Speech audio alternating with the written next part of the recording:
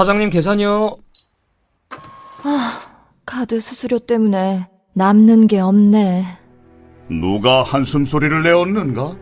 자영업자들이 카드 결제 수수료 때문에 내는 한숨소리라 하옵니다. 카드 결제 수수료가 없는 서울페이가 곧 시행되지 않느냐? 그래서 지금 가맹점을 모집한다고 하옵니다. 서울 자영업자들은 듣거라. 서울페이 가맹점으로 가입하여 카드 수수료 0% 혜택을 누리도록 하라. 가입 신청은 인터넷에서 서울페이를 검색하라신다. 이 캠페인은 자영업자의 삶을 바꾸는 서울 10년 혁명, 서울특별시와 함께합니다. 고품격 표준국어 종합방송 우리말 아리아리. 안녕하세요. 문화발의 이건보입니다. 안녕하세요. 재미있게입니다. 리도 선생님과 함께하는 문법 이야기 아리아리 특강 우리가 네. 둘째 마당으로 준비한 거죠. 네. 지난 시간까지 무슨 얘기인지 기억나세요? 뭐 문법의 범위에 관해서? 말본과 문법의 차이. 네. 그리고 우리 문법을 너무 늦게 접하는 바람에 네. 영문법과 우리 문법을 이렇게 영문법으로 우리 문법을 해석하는. 네, 그렇죠. 그래서 관계대명사가 왜 없냐, 뭐 이런 이상한 무식한 소리도 우리가 예전엔 했다. 그런 얘기를 선생님과 했었죠. 그러면 이제 그 다음으로 좀 넘어가 보기로 하겠습니다. 오늘 세 번째 강의죠. 네, 세 번째 강의입니다.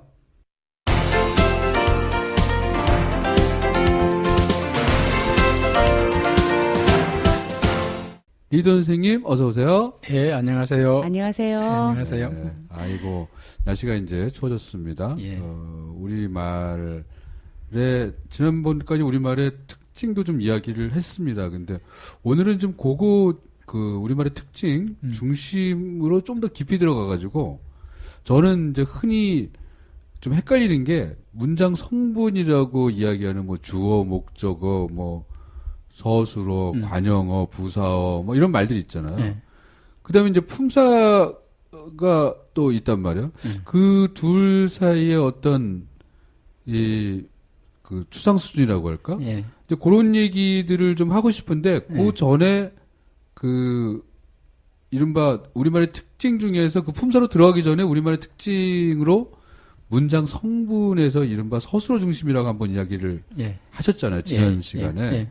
그래서 그 얘기를 좀 더 집중적으로 이번 시간에는 하고 다음 시간에 품사 이야기 좀 해봤으면 하는 생각입니다. 그래야죠. 네. 그러니까 일단 이 방송을 처음 듣는 분들을 위해서 간단히 정리하면 네네. 지금 이 시간은 우리말 한국어 문법, 네네. 우리말 문법인데 문법이 뭐냐?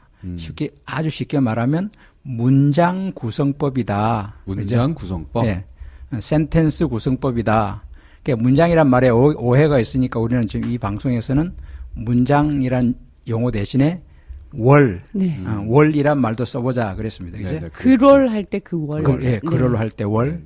그래서 월을, 문을, 서술문, 의문문, 문이 어떻게 구성되는가, 그 문이 가지고 있는 규칙은 무언가, 그걸 이야기하는 것이 문법이죠. 지난번에 전에 말하지 않았는데 맞춤법을 여기 결부시키면 안 됩니다. 맞춤법은 전혀 다른 차는 이야기고. 맞춤법은 글자 적는 법이니까. 말을 글자로 또는 뭐 생각을 글자로 어떻게 적을 거냐. 글자 적는 법. 단어를 엄격히 말하면 단어 적는 법이에요. 단어 맞춤법은 단어 적는 법. 그 맞춤법도 아니고 이거는 문장 구성법, 월 구성법에 관한 것이 이제 문법이다. 그런 얘기를 했고 지금 말씀하신 것처럼 그러면 월이 문장이 어떻게 구성되는가 그 문장을 이루는 주요 그 재료들 그 재료들을 이제 몇 개 구분이 되는 거죠. 예를 들면 집을 짓는다면 뭐 집도 이제 요즘은 여러 재료가 다른데 보통 초가집을 짓는다면 나무 기둥도 있어야 되고 주출돌도 있어야 되고 그 흙도 있어야 되고 그런 자료들이 모여서 초가집이라는 집이 되듯이 그 문이 월이 하나의 집이라면 그 집을 이루는 중요한 재료가 뭐냐 그 문을 이루는 중요한 재료를 문장 성분 혹은 그냥 성분 또는 우리 앞에 했던 약속대로 말하는 월 성분이라 그러죠. 선생님 그게 좀 전 생각이 약간 그 재료를 이루는 게 품사하고 어떤 구실을 하고 있는 그거를 성분이라고 보는 네, 맞아요. 오히려 더 예, 구실이에요. 그러니까 예를 들면 구실인데 이제 대들보 예. 이거는 이제 어떤 구실 역할을 하는 그렇죠. 건데 예. 이것의 재료는 나무다. 그렇죠. 뭐 이런 식의 나무인데 그게 품사 그렇죠. 뭐 이런 식으로 보면 나무인데 예. 그 나무가 쓰이는 용도에 따라서 네네. 석가래도 되고 그렇죠. 예.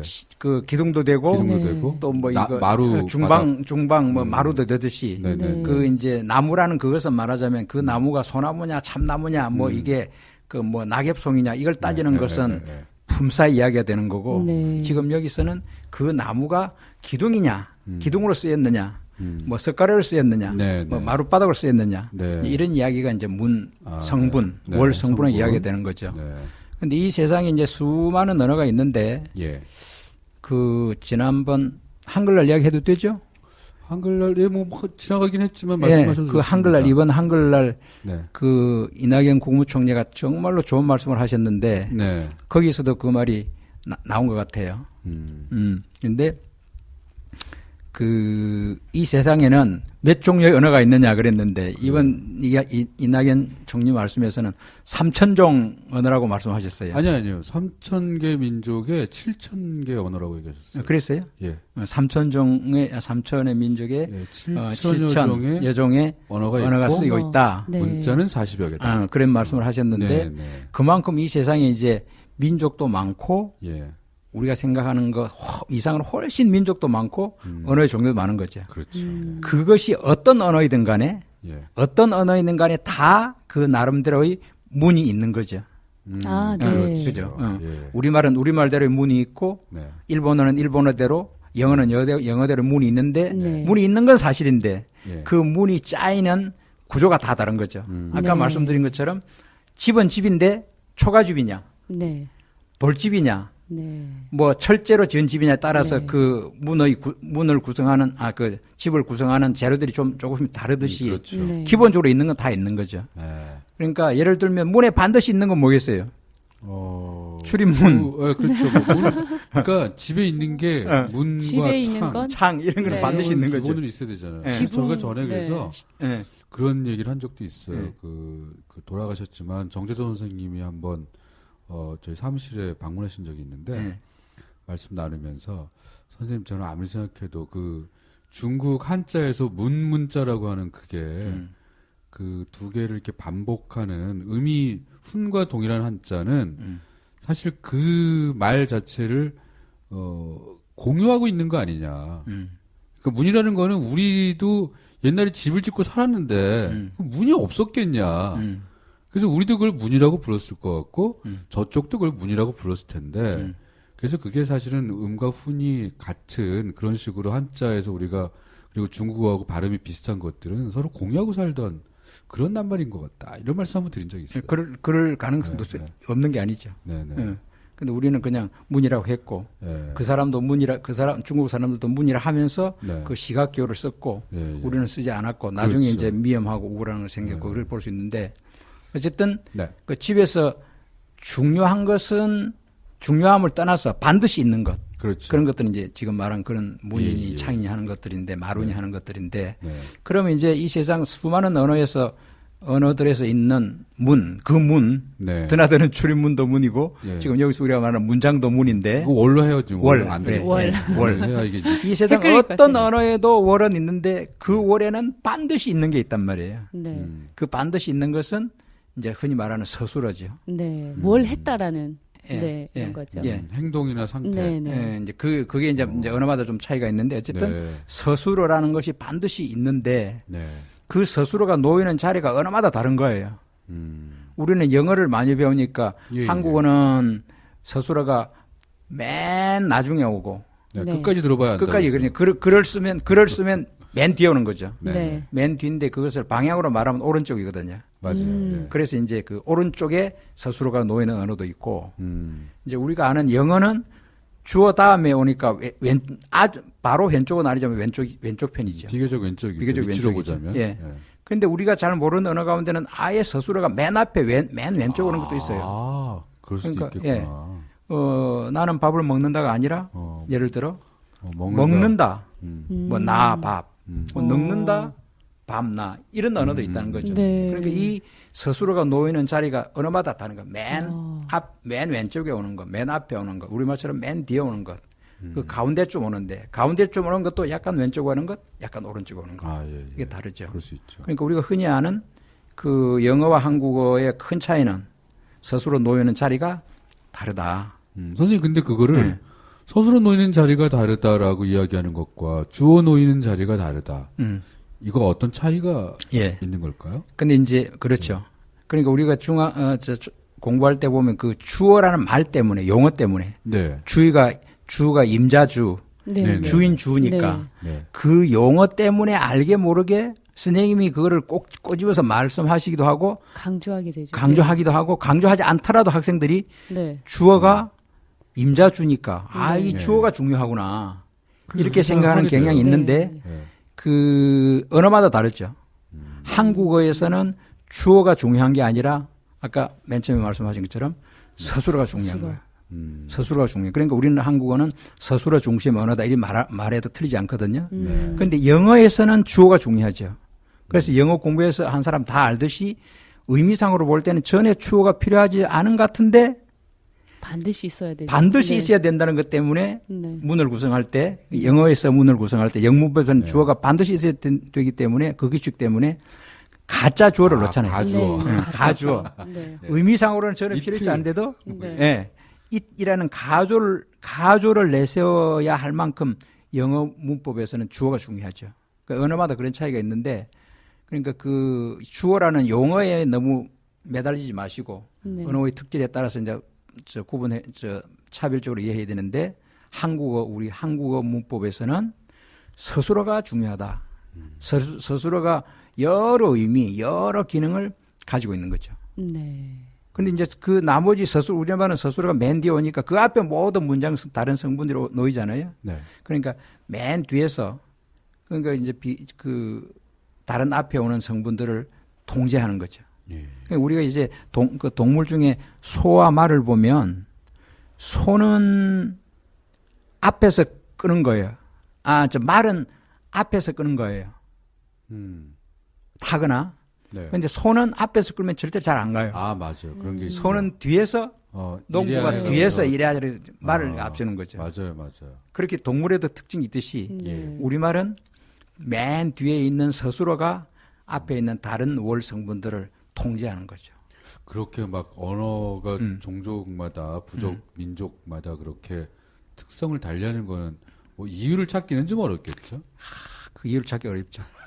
원래 그렇게 옛날부터 시작됐으니까. 어떤 이제 사유 방식의 문제일 거라 생각되는데 네. 왜 그는 이 사람들은 그렇게 사유하고 네. 그런 말을 창조했고 네. 쓰게 됐고 왜 이 사람들은 그렇게 사유하고 그런 말을 쓰게 됐을까? 네. 이거 밝히는 건 엄청 어렵죠. 그리고 그 말이 다시 그 사유 방식에 어떤 영향을 미쳤을까? 그렇죠. 전에 그런 얘기를 한번 어느 인지과학자하고 잠깐 해본 적은 있었어요. 근데 그런 연구가 뭐 그 관계성이 있다는 얘기는 들었는데 원인 구체적으로 뭐 이렇게 된 건 그건 정말 그게 아주 궁금한 사항이긴 한데 네. 밝히기는 참 어려울 것 예, 같아요. 예. 예. 그렇죠. 그러니까 우리가 여기서 그거를 궁금해하면 좀 안 되겠네요. 예, 그게 너무 하면 이야기가 전혀 안 멀리 되죠. 나가는 못 나가죠. 하여간 우리말은 서술어가 주인공이다. 예.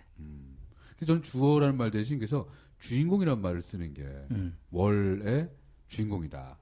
이런 식으로 얘기를 해주면은 좀 오해를 괜찮을 할 것 수도 같다는. 있다는. 서술어가 월의 서술어가 주인공이다. 주인공이다. 서술어가 네, 그렇죠. 우리말의 월에서 주인공이다. 네, 네. 이렇게 얘기하는 게 제일 마땅할 그렇죠. 것 그렇죠. 같아요. 네, 모든 그럴 언어에 것 공통된 게 아니고 네. 우리말에서는 네. 그렇다. 예. 네. 그리고 이제 조금 더 그 서술어가 얼마나 한국어에서 중요한가를 조금만 더 예를 들면 네. 예를 들어 다른 문 성분, 월 성분은 없는 거예요. 그러니까 서술어만 있는 겁니다. 예를 들어 네. 뭐랄까 먹었습니까? 네. 먹었습니까라는 서술어만 있다고 봐요. 네. 예를 들면 어떤 우리가 문장을 해독하는데 다 찢어지고 다 망가지고 먹었습니까라는 그밖에 남아 있지 않아요. 네. 네. 그럼 이 먹었습니까를 가지고 우리는 그 없어진 문장에 많은 것을 다시 찾아낼 수 네. 있죠. 이 먹었습니까? 이 말만간으로 이것은 묻는 물어보고 있구나. 의문문이구나. 그죠? 그렇죠. 그렇죠. 누군가 대상이 상대가 뭔지도 있고 알겠고. 네. 대상이 아이한테 먹었습니다가 보통 잘 안 하니까 네. 이 말 들을 상대가 어떤 정도의 좀 어느 정도의 높임을 받을 만한 대상이었구나. 네. 지금 먹느냐를 물은 게 아니라 지난 일을 물어보는 네.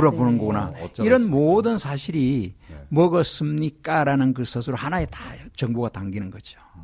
그러니까 우리가 그런 정보를 네. 서술어에 담는다는 뜻이기도 하네요. 그렇죠. 우리 말이. 네. 그러니까 그게 서술어가 네. 주인공이다. 네. 그러니까 이제 지금 그 말하는 한국어는 다 들어봐야 안다는 것이 네. 그 말이죠. 다 들어봐야 안다는 것이 맨 서술어가 맨 뒤에 온다는 것과 네. 서술어가 중요하다는 것을 이제 나타내는 농담이라 할 수 있죠. 예. 그렇죠. 예를 들면 영어 같으면 it eight이면 네. 아무것도 없이 eat 적어 보면 그것으로 유추할 수 있는 사실이 거의 없어요. 맞아요. ate, ate. 예. 이트의 과거형. 과거뿐이라. 그거밖에 몰라. 먹었다. 먹었단지 먹었습니까인지도 모르잖아요. 네. 아무것도 알 수 없죠. 아무것도 없죠. 그러니까 유를 이제 생략해서 붙여도 되고, 그다음에 뭐 he나 she, they 뭐 다 들어갈 수 있는 거고, 그죠? 그게 무슨 말인지 아이도 들어갈 수도 있는 거고, 말씀하신 대로 그 뒤에 진짜 뭐 둘을 앞에다 붙여서 묻는 말로 간 건지, 먹었느냐 할 수도 있는 또는 거고. 뭐 레츠로 간 건지. 그러면 에이트는 아니겠죠. 그랬잖아요. 생각해 보니까 그 이트로 가네요. 동사원형으로. 투가 앞에 붙지도 어쨌든 않았었고. 먹는 지가 너무 오래됐어요. 먹는 에이트 하면 먹는 사실이 네. 과거에 있었다는 사실밖에는 그 낱말로서는 짐작할 수 없죠. 그럼 이제 중국어는 우리 한어, 저는 중국어란 말을 매우 싫어하는데 한어인데 그 한어의 경우도 마찬가지예요. 네, 맞아요. 한어의 경우도 먹을 식하면 식자를 써놓으면 그 식이 더욱 더 그래, 더 이거는. 많네요. 제가 이거는 이제 좀 배운데 먹었단지. 네. 이건 또 드러나죠. 음식인지 먹었다는 건지 그렇죠. 먹을 거라는 건지 먹었단지 명사인지 동사인지 네. 드러나지 않고 네. 과거인지 현재인지 드러나지 않고 뭐 아무 드러나지 않아요. 네. 맞아요. 그러니까 그런 것과 비교해 보면 한국어에서 우리가 서술어가 얼마나 중요하구나, 얼마나 많은 정보를 서술어가 가지고 있느냐 하는 걸 알 수 있죠.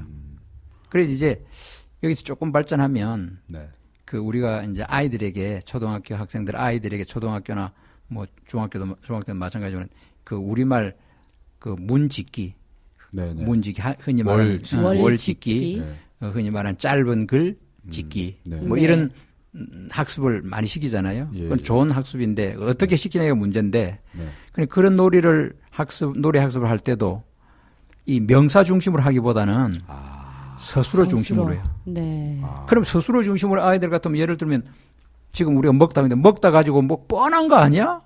뻔하게 이리 생각을 넘어갈 수 있거든요. 그런데 먹다를 가지고 그 먹다만 가지고 아니라 그걸 먹었다도 하고 먹었습니다도 하고 먹었습니까도 하고 이렇게 많은 활용을 거쳐서 그걸 가지고 먹다 하나를 가지고 먹었다 먹었니 먹었습니다 먹겠습니까 먹었습니까 이렇게 많이 활용을 해가면서 그 문을 만들어가면 많은 문이 나오고 이 스스로의 중요성을 절감하게 되는 그런 학습을 아주 효과적으로 시킬 수 있는 방법이죠.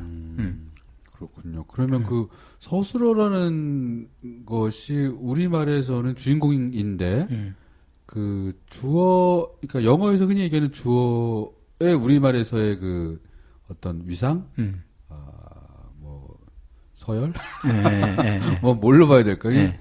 굉장히 우리말에서는 그 주어에 대해서는 좀 가벼이 여기는 그런 면이 좀 있죠. 가벼이 여기는 면이 있죠. 글에서는 좀 그렇지는 않긴 하지만 말에선 특히 좀 더 심한 편인 거죠. 이제 이 서술어가 이제 품사로 말하면 다음에 말할 품사로 말하면 한국어의 서술어의 또 하나 특징은 동사도 서술어가 되지만은 형용사도 서술어가 되고 동사와 똑같이 그다음에 이다도 서술어가 되는 거죠.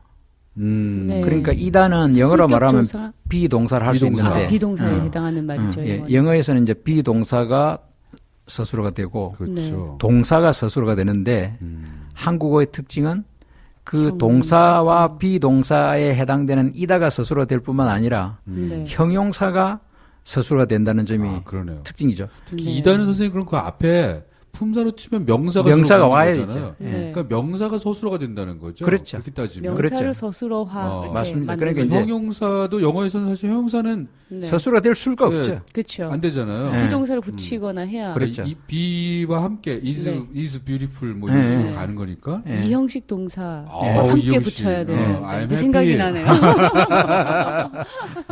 그게 중요한 특징이에요. 그러니까 이제 그래서 지금 서술어가 지금 말씀하신 대로 동사도 서술어가 되고 네. 형용사도 서술어가 되고 명사도 서술어가 되는데 명사는 이다와 함께 서술어가 된다. 네. 그래서 서술어가 이제 어떤 재료 아까 우리가 말한다면 어떤 재료로 서술어가 되느냐에 따라서 네.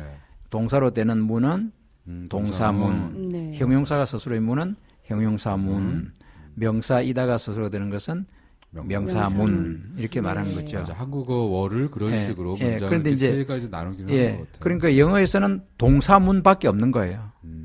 그렇죠. 네. B도 비동사라 그러니까 동사니까. 영어에서는 동사문밖에 없는데 한국어는 동사문, 형용사문, 명사문이 있다. 이게 중요하죠. 근데 이다가 뭐 또 이다를 그 해석하는 학자에 따라서 뭐니 이름이 다른데 어쨌든 이다도 네. 서술어를 만든다. 명사부터 불어서 이 특징이죠. 그 혹시 선생님 그 이다 이게 언제부터 그렇게 그러니까 뭐 한글 소설이나 뭐 이런 데 보면 그런 게 좀 나오나 언제부터 이다가 이렇게 막 원래 그랬나 보죠. 원래 그랬죠. 원래 그랬죠. 그런데 이제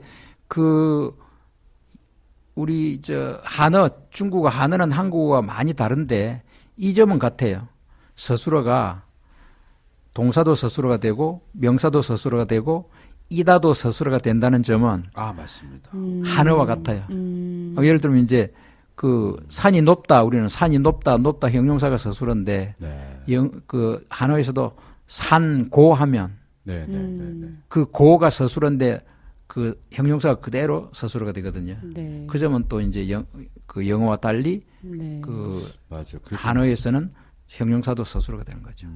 거기 제가 얼핏 기억나는 건 거기 비동사 같은 동사가 있어요. 시자가 있어요. 오를 시자.